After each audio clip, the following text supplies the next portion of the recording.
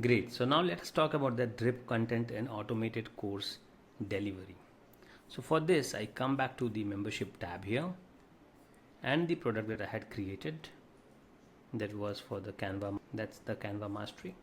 Now if you'll notice, when I created these modules, I have the option to do a drip. So instead of published, you have the option here to deliver it as a drip campaign. So what is drip? I'll show you right here. So I click on drip and now I see drip in 7 days. So let's say I want to give access to this particular module after 7 days. So it automatically schedules the delivery of this particular course or this particular section of the course after 7 days of giving them the first access. So that's drip. So drip 7 days, drip after 15 days, and so on.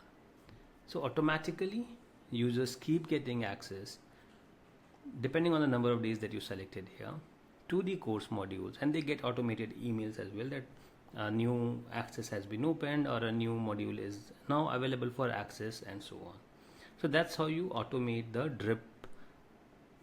drip courses for your students or for your learners. So that's about setting up drip campaigns.